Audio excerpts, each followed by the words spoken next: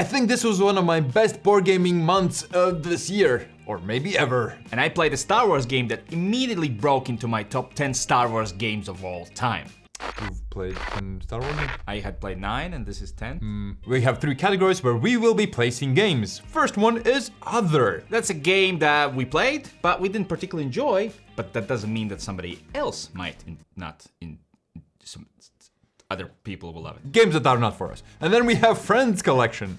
It's a game that I keep at Giannis's place. I kinda still have it, but it's at his place and I can borrow it anytime. And here's your category. That's everything. I usually put all the games in here. The games I wanna keep, and if I didn't have them, I'd buy them again. Mine is the top-rated party game of all time, Blood on the Clocktower. In this game, you either will get the blue chip, which means you are the good guys and you want to find the demon, or you will get the red chip, which means that you are either a demon or a little helper for the demon and you want to destroy the city by killing all living beings there. During the day phase, you just talk with each other and, try to find out, hey, are you a good guy or the bad guy? Yes! And during the night phase is where demon kills people or the good guys get some information, but only one person opens their eyes and then they get some information, and not necessarily correct information. You could be drunk. And that's the core loop. Then you open your eyes and start to talk about the information you just received. One of you will be the person who's maintaining the game, using this book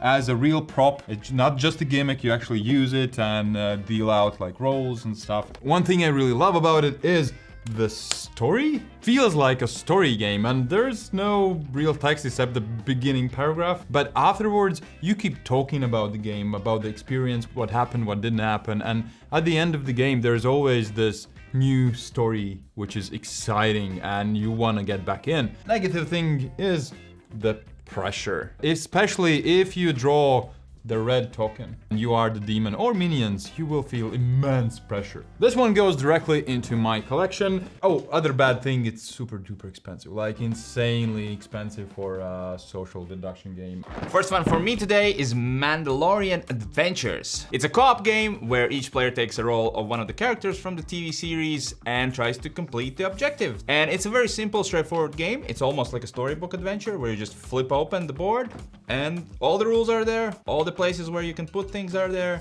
There's even some story. It's really easy to set up, just place down some tokens. On your turn, you will play 2 cards that will let you do actions. Moving, shooting, giving stuff to other players to help them out, all kinds of things. And each of the characters feels very distinct. And it's a very accessible game. I played with my sons, 7 and 10-year-olds, and it worked like a charm. The positive thing is going to fit into word, which is easy. It's easy to set up, it's easy to teach because they teach you the rules like through cards. So you'll have basic rules, and then when you finish scenario, it doesn't matter, you win or lose, you will get some more cards to add to your deck, some more cards, and it feels like you're progressing in that way when essentially you're just being taught rules a bit by bit.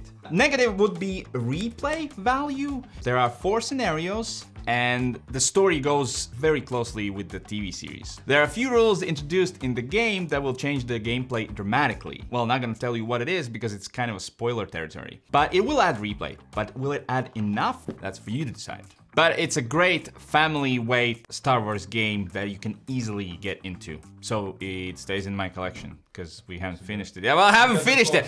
I haven't finished it yet. When I finish it, we'll look back at this in 2 years and see. I'm not sure if you know how this ranking works. For me, it's Final Titan. First of all, the game begins with a draft where you pick your titans and hopefully one of them will be the final titan. And then one of you will go into the center, others can challenge him. For example, you could say, all right, I will challenge you with my titan. And then we fight it out by just rolling 1 die. And each of those characters will have different strength that will happen. For example, if I roll this, I will hit you by 3. But all of these characters will have powers which will limit your abilities or do double the damage, or whenever you trigger this ultimate, I will start sucking life out of you and healing myself. All of these characters are very, very different, so the draft is really interesting. And from that point on, it's rolling dice and crossing your fingers. And if, for example, I'm in the middle and you feel like, hey, he's too powerful, you will have these cards to boost your character. For example, if I go in, I can play these cards and now I will have more power and stuff. If you don't want to go into the middle, you can say, I'm not going into the middle, here you go, a card in the middle. And then the next person can do the same, and whenever it's your turn, you can say, all right, I'll go with the middle. I'll pick up all these abilities and then go in. So if you really like King of Tokyo, this is something you really enjoy, right? Yeah, could be so. Yeah, definitely. I would put King of Tokyo here as well. So this one goes to the same. Friends collection. If Mr. Sive says, Giannis, I want to play this one, I'll be like, sure. This is a game I've bought for minimum third time. I'm placing here. Can it go anywhere else? This is a simple survival family game where you're trying to kill as many of the guys from your other family members as possible. In this game, you have treasure hunters who have stolen a ton of treasures on this island, but the island is sinking and you have to get out. To actually score that treasure, they have to get one of these 4 islands on the sides of the board. On your turn, you will move some of your treasure hunters, then you will sink the island by removing tiles, and then the best part, you get to roll dice that will let you control monsters that will eat, stomp, destroy other players' treasure hunters. And when the game ends, you just check all your treasure hunters who have gotten out alive, add up their points and see who wins. Super simple, straightforward, simple family game with a lot of mean decisions. The positive thing about this game is gonna be kill them all! Like any family game should have, right? You being able to mess with everybody else, I don't know, it just feels good. Makes my heart swell and feel very warm, killing my 7-year-old's last treasure hunter. Anyway, but what is the negative thing? It's, why are you so mean? It's not for everybody. It's like, a lot of people are gonna go like, all they do, they just keep killing my stuff. Yeah, it's not for you if you don't like mean games. And this one's really mean. Without a doubt, I think you know that this goes into my collection for the 3rd time in my gaming lifetime. This one. You wanna tell it, huh? No, you go. I'll set up. Pax Pamir has been living in Board Game Geek's top 100 as well, right? You're playing 19th century Afghan leaders that are trying to build new rule in the territory. But there's a lot of influences in the world, like British or Russian or Afghan forces themselves. And you will be drafting cards to influence the region by placing different colored cubes. And all of these cubes mean army or roads. You're just picking up cards, paying for them, playing them out, and then doing what the card says. And all of the things that you do will influence the region. You will score points based on how the region looks. And there's a lot of treachery in this one because you only score points for the alignment that you have. Yeah. If you're aligned with the British forces or influence, then you will score based on how much influence that region has. But during the game, you can quite easily switch your alliances and backstab people. So the most positive thing about it is the player interaction. I never felt like I'm playing this alone. All my actions were dependent on the things he's screwing up. Okay, and the theme is the bad thing, but it's also the good thing. Like, the theme might throw away some players that actually might really enjoy the game. First of all, I think it's an amazing game. But if the category is if we would buy it, I would not. I'm absolutely okay with you having it and then me borrowing it. So. Can we change this? Can that be my game of the month? I'll give you something from mine. Okay, you go. Living First is my next game. We each are playing a spirit, and there are 4 ways we can win. For example, collecting 8 fire tokens or creating a 3x3 grid of trees in front of you. But you do that by drawing cards from a deck. And since a deck builder, you would assume we each have our own deck, right? Yeah. No, we don't. We have a collective deck, and those icons on that deck will be important for both of us. Okay. And if I screw over drawing these cards, your turn will also be screwed over. And it doesn't feel like I can control much. It's just random drawing cards on my turn that will also affect your turn. The biggest positive for me in this game is going to be the unique objectives. They are really different. It's like you can do that, and all of those feel like a different little mini game that fits together. So really cool. But the worst thing about me is that I feel like I have no control on what I'll be able to do in my turn. Since we have this communal deck and I'll be flipping cards open, and then the other player will have to do actions based on that. And maybe if I open too many, we only get to do 1 action. It's just, I feel like I don't control anything. It's just like, oh, my turn? Well, Well, let's see what you got for me. So let me guess. Here I am. Of course, all of those go in there. No, this one goes into other collection, because I think other people might enjoy it more than I was. This month I played a classic. Whoa, that's a blast from the past. In this game, you together will build a port city, and whoever from you will build the best buildings and build the best industry will win the game. In this game, you either will get some resources or go work somewhere. For example, go to diner where you can then pay some resources and get money.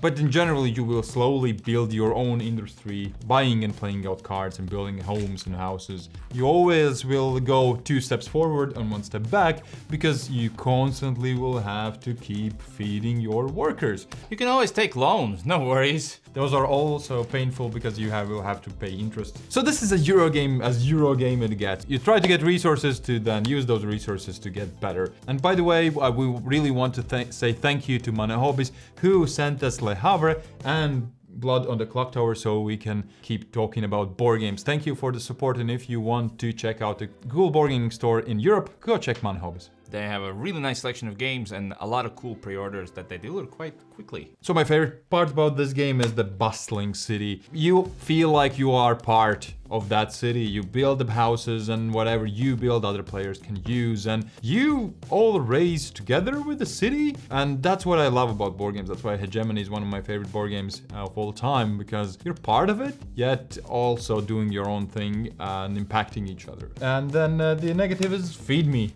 There's constant pressure that you need to feed those people, and it always feels like, okay, I'm progressing. Okay, I need to give all my resources away. Yeah, shoot! So this one's right up my alley. This one's really cool. I love it. It's a heavy Euro game with a lot of interaction.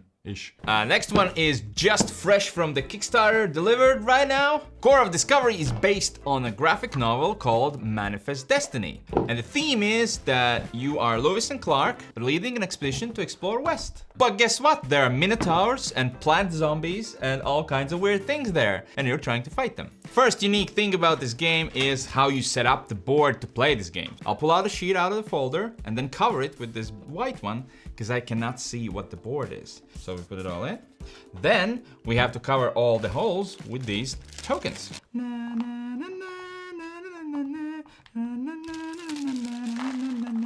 We've set up board, and it's a training mission. So a bit of spoilers here, but it's just a training mission, doesn't matter. And it tells you what I need to do. So the objective is to survive 2 full days. Why is it hard? Because you need water, and if you ever need to spend water and you don't have any, you lose. And when the night comes, you need food. If you don't have the food, you lose. So this is our board, and we have a sheet that tells us water is always next to the tree, and tree is always next to the water. So if I flip something up, I know, oh, it's a tree. There has to be a tree somewhere, right? And now I would immediately get that water. And another thing this token does, why it's very important to take your steps carefully, is now this token is placed on this event. And when I have 3 of those there, 3 suns, this will kick in and I'll have to spend resources. And if I don't, I'll fail there and bad things gonna happen. So I have to be very careful about this. It really feels like survival. And that's all you do. You're just trying to figure out what's the best way to go and survive. My biggest positive about this game is going to be the exploration and everything that comes around it. It just feels exciting, and it feels very important. Like usually, oh, let's look at what's here. No, you can't waste your time, just let's look. You have to be sure what you find. You're like, I need this resource and I need it now. So how, where could it be? And it just feels nice. Picking those up always, like, it's very satisfying. But the biggest negative for me are going to be the challenge cards. They can come up really random, and sometimes there's just no way you can get those resources in time. And that time's gonna pass real quick, and it just feels like this is what made you lose, not your bad decisions there. And it's gonna happen. But the game is fairly quick, like 20-30 minutes, so it doesn't hurt as much. But I feel it's one of the best solo games I've played in a while, and I've played it like, what, 6-7 times already, and I got it like just this month, so I really enjoy it. But I am not sure if it should go into my collection. Okay, so I really like this game. Yep. And I really want to play it. But would I buy it? No, I want to put it there. I haven't played all the chapters yet. You be you, buddy. Last form for me is an educational one. It's called Periodic, a game of the elements, and well, you will learn some chemistry here. My little one is 2-year-old, so definitely I'm looking into how to teach chemistry to him. Okay, starting early, I see. You're trying to discover different things like gas inside industrial light bulbs. And you can do that by putting together different elements. So for example, here's a krypton. And that's somewhere here on the board. And then you will have to go to that element. And you can do that by doing different chemical actions. If you want to use any of those actions, you have to pay 1 energy. And then you will be able to move in that direction that it says. So you take your while and then move somewhere. And you hopefully will land an element. You will place your cube there so you're halfway done. Do that another time, go to the right element. Then you have finished it and score points. The positive is it definitely works. If you have kids at the right age that are starting to learn chemistry, I think it's a good way how to make it just interesting. And the negative is that it's okay. Just based on what the game is, I'll place it, it's okay. Like, if there wouldn't be chemistry on top of it, then it would be just fine game, sure, it works. So after all of this, I'm assuming it goes into other collection. Definitely really good, really good at what it does, but in general, as board game, it's okay. Last one for this month is going to be a Rewild South America. In this game, you're creating an area where you're going to try to attract animals so they come and live there. And you do that by playing cards. On your turn, you will just play a card and do an action. Easy peasy. And those actions will let you place areas where those animals can come in. Then, if you can, for example, this will come now live here and it will give me points or other benefits. And the goal is to get the most victory points, obviously, like all things in life. And then that animal can be eaten by another animal, or you can buy more animals that will combo in different ways. And it's just, so you're building this thing and then you're having these cards and it just all fits really nicely together. And the basic flow is super simple. Play a card, do an action. Right, so what's my biggest positive about this game? That's going to be the flow of the game. You just place down a card and do an action, and the next player goes. It's quite simple. You attract some animals and place them, but it's still very fast flowing. And you have to take into account that this game is not out yet. It's coming to Kickstarter soon, and so things will improve and change. But at this point, the rulebook could be a bit cleaner, because the base rules are super simple. But the way it's written, I had to look up things constantly, and some things weren't clear to me. Maybe I'm just getting old, but I think the rulebook could be better. So after playing solo, I thought it's an okay game. I'd play it, but it can be in my friend's collection. But after playing with my wife recently a couple of times and beating her, it has to go into my collection because I need those bragging rights. Well, what? I like games. What? Do you have something to say?